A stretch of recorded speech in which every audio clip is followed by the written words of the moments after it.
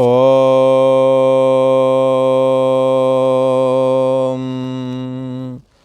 श्री योग वासिष्ठ के उत्पत्ति प्रकरण में श्री वशिष्ठ जी महाराज बोले, हे राम जी, जब इस प्रकार ब्रह्मा जी ने मुझसे कहा तब मैंने परमेष्टि ब्रह्मा जी से प्रश्न किया, हे भगवान, आपने कहा कि साप में मंत्र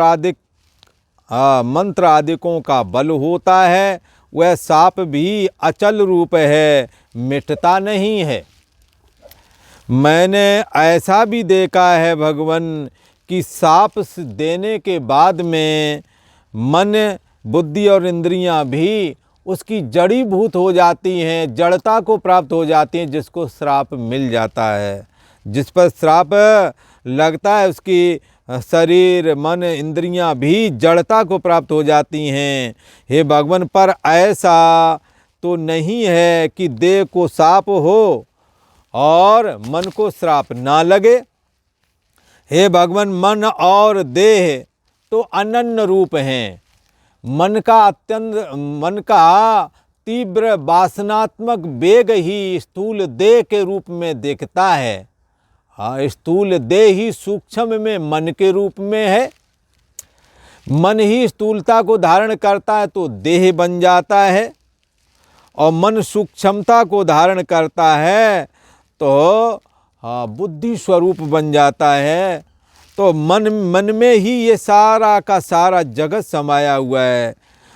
तो ये जो श्राप है, ये इसको यदि श्राप किसी को लग जाता है तो उसकी मन, बुद्धि और इंद्रियां भी जड़ता को प्राप्त हो जाती हैं, क्योंकि श्राप का भोग उसे प्राप्त हुआ है। पर ऐसा तो नहीं है कि देह को श्राप हो, मन और इंद्रियों को श्राप ना हो। अर्थात कहने का मतलब, जब भी श्राप दिया जाएगा किसी देहधारी को ही दिया जाएगा, और देहधारी को यदि श्राप देंगे तो उसकी शरीर, इंद्रियां और मन आदि जड़ता को प्राप्त हो जाते हैं। तो हे भगवान, मन और देह तो अनन्य रूप हैं। यदि देह में चोट किया जाए तो चोट मन को पहुंचती है।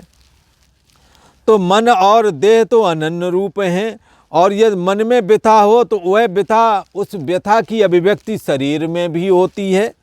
जैसे वायु और स्पंद हों, तो वायु और स्पंद दोनों ही वायु रूप ही हैं।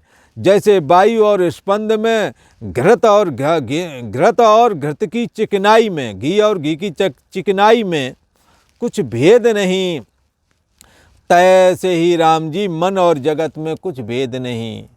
ये मन ही जगत के रूप में दिखता है, जगत ही मन बना हुआ है।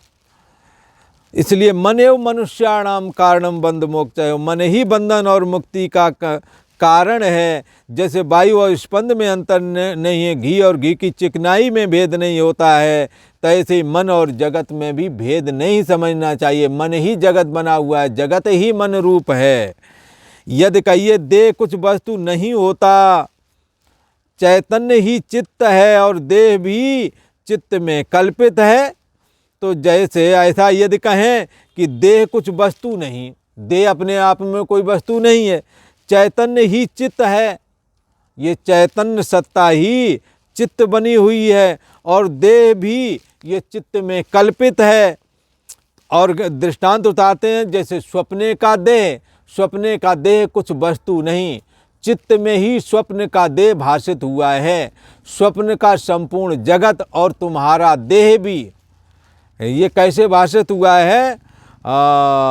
चित्त के खड़े होने पर, चित्त में, मन में वासना भरी पड़ी थी, लिहाजा जब खड़ा हुआ तो स्वप्ने का जगत दिखने लगा। मन खड़ा हुआ तो जैसे स्वप्न का देह मृग तृष्णा का जल और दूसरा चंद्रमा भाषित होता है, तो सो एक के नष्ट हुए दोनों क्यों नहीं नष्ट होते?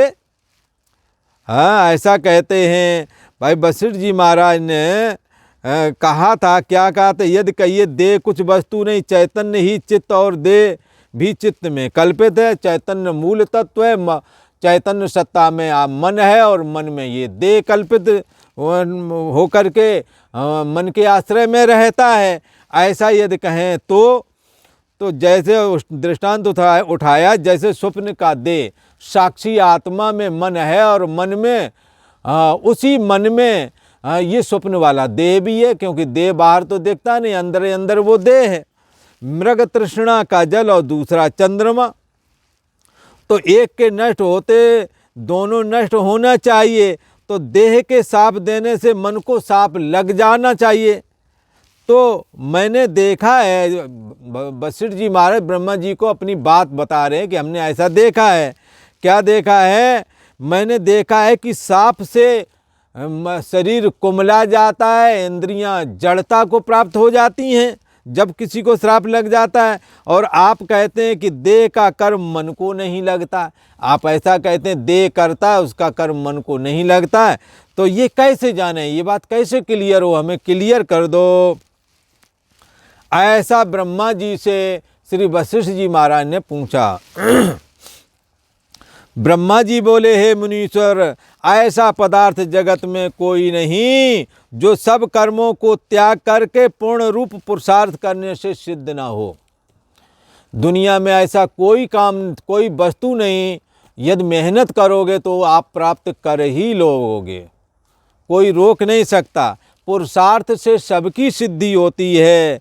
कहते हैं जगत में कोई पदार्थ नहीं जो सब कर्मों को त्याग करके पुरुषार्थ रूप, सब कर्मों को त्याग करके पूर्ण रूप पुरुषार्थ करने से ना सिद्ध हो। यदि तुम कर्मों को त्याग दोगे तो पूर्ण कर्म रूप पुरुषार्थ होना चाहिए। तो कह रहे हैं पुरुषार्थ करने से सब कुछ होता है। ब्रह्मा से चींटी पर्यंत जिस जिसकी भावना होती है तैसा ही रूप भाषित होने लगता है। आपने जीवन में जैसा चाहा वैसा ही हुआ। आपने पढ़ना चाहा पढ़ने लगे।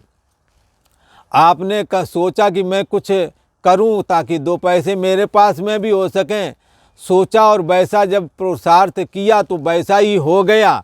आप कुछ ना कुछ कमाने लगते हैं। आपने चाहा तब मकान के लिए ज़मीन खरीदी, आपने चाहा तो मकान बनाया, आपने चाहा तब विवाह हुए, बच्चे हुए। कौन सी ऐसी चीज़ है जिसको आपने ना चाहा हो और हो गया हो? कोई कहे इक्का दुक्का दो चार चीज़ें गिनाएगा, कहेगा ये हम नहीं चाहते थे फिर भी हो गया। अरे अभी उस समय तुम नहीं चाहते थे पर आगे चाहते ज़रूर। जैसे किसी बालक से माँ ने पूछा बेटा भोजन कर लो, वो कहता मेरे भूख नहीं, मैं नहीं खाऊंगा आज बिल्कुल भी। और 2 घंटे बाद भूख लगी, मम्मी रोटी दे दो, मम्मी चावल दे दो। हाँ, तो ये बाल बुद्धि है कि हम तो नहीं चाह, ऐसा हो गया, वो तो होना है। भाई स्त्री तुम तो नहीं बना लाए, ईश्वर ने ही बनाई है। उस स्त्री की इच्छा तुम्हारे अंदर तो पहले नहीं थी, बाद में हो जानी थी। जैसे बालक को स्त्री आदि की इच्छा नहीं, पुरुष आदि की इच्छा नहीं, बर्बाद में जवानी में उठ जाती है।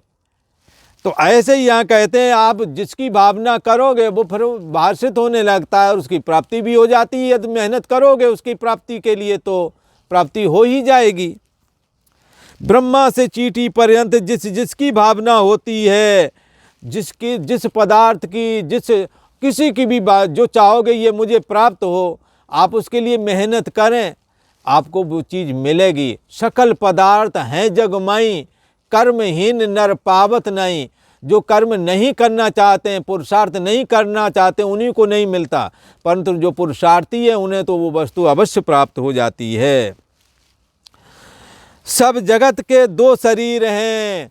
हम ब्रह्मा जी ने वशिष्ठ जी को कहा सारी दुनिया के जितने जीव हैं सबके 2-2 शरीर हैं, एक आध्यात्मिक और एक आधि भौतिक।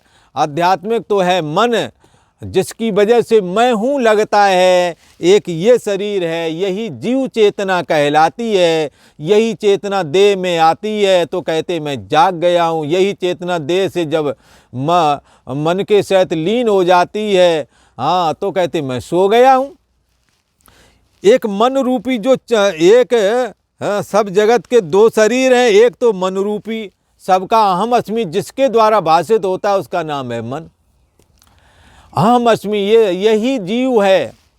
एक ये शरीर, दूसरा आधि भौतिक शरीर जो मांसमय है, एड़ी से चोटी तक लेकर के जो शरीर का पिंड है, ये तो 2 शरीर सभी के हैं। एक स्थूल शरीर और दूसरा सूक्ष्म शरीर। स्थूल शरीर तो 25 तत्वों का है जो सामने ही दिख रहा है। परंतु सूक्ष्म शरीर सबका जो मैं हूँ करके अभिव्यक्ति होती है, जो अभी जाग रहा है, कुछ समय के बाद मन लीन होवेगा तो कुछ ना जाना ऐसा लगने लगेगा। तो जानना और कुछ ना जानना, हाँ, जो हम महसूस करते हैं यही जीवात्मा है, जो कभी तो सब कुछ जानता है और जड़ता में निद्रा में लीन हो जाता तो कुछ नहीं जानता। पर निद्रा में कुछ नहीं इसने जाना ये, और अब जागृत में अभी सब कुछ जान रहा ये दोनों अवस्थाओं में जो जीव की इन दोनों अवस्थाओं को जो जानता है उसका नाम है आत्मा, उसका नाम है ब्रह्म। ये सभी प्राणधारी जीवों का एक ही है, चाहे चींटी हो चाहे पहाड़ हो, सब में यही समाया हुआ है। पर जिनका मन विकसित है, जैसे मन विकसित है आदमी का, तो आदमी को मैं मेरा तू तेरा सब कुछ लगता है। पेड़ में मन मूर्छित अवस्था में रहता है, इसलिए पेड़ को नहीं लगता मैं हूँ। अर्ध मूर्छित अवस्था में जानवरों का है, इसलिए जानवरों को ज़्यादा धूप हो जाए तो वो भी छाया में आ जाते हैं और अपने ज़रूरत भर का घास खा लेना, गोबर कर देना और समय पर हीट पे आ जाना, ये सारे काम प्राकृतिक तौर पर उनके भी होते रहते हैं। पर उनका मन अर्ध सुषुप्त है, पूर्णता विकसित नहीं है। पेड़ों का पूर्णता सुषुप्त है, आदमी का विकसित है। बस यही अंतर पड़ता है, चैतन्य सत्ता सब में एक जैसी है, सबकी गठरी लाल है, कोई नहीं कंगाल, गांठ खोल देखत नहीं, याविद भय बेहाल। ब्रह्मा जी वशिष्ठ जी महाराज से कहते हैं, हे वशिष्ठ, हे मुनीश्वर, हर एक के दो शरीर होते हैं, एक जो सोने जागने वाली चेतना रूप आभासित चेतना, जो ये तुम्हारा मन है, जिसके खड़े होने से तुम्हें मैं हूँ लगता है, ये मन रूप सूक्ष्म शरीर, और दूसरा ये मांसमय स्थूल शरीर है। तो कहते हैं ये जो मांसमय स्थूल शरीर है उसका किया कार्य निष्फल होता है, क्योंकि जब तक मन नहीं जुड़ेगा सच्चे अर्थों में वो काम किया गया है ऐसा नहीं हो पाता है। इसलिए लोग कहते हैं ये जो कर्म कर रहे हो मन लगा के करना, क्योंकि गैर मन के किया हुआ काम फिर काम नहीं रह जाता है। उस गैर लगाए हुए मन से जो काम किया जाता है वो सच्चे अर्थों में सफल नहीं हो पाता है। और जब ये मन और इंद्रियां और शरीर जब एक होकर के कोई कर्म करते हैं तो वो कार्य संपन्न हो जाता है। और जिस कार्य से मन नहीं जुड़ा होता है वो कार्य होते हुए भी असत कहलाता है। इसलिए अश्रद्धया हुतम दत्तम तपस्तप्तम यत असद उच्यते पार्थ, ये असत है ऐसा समझना चाहिए। इसलिए मन जब शरीर से जुड़ता है तो शरीर के द्वारा किया जाने वाला कार्य निष्फल नहीं होता, सफल हो जाता है। जब शरीर के साथ मन नहीं जुड़ता है तो केवल शरीर के द्वारा किया गया कर्म निष्फल हो जाता है। आज इतना ही है, आगे का प्रसंग आप आगे वाले एपिसोड में सुनेंगे। ओम।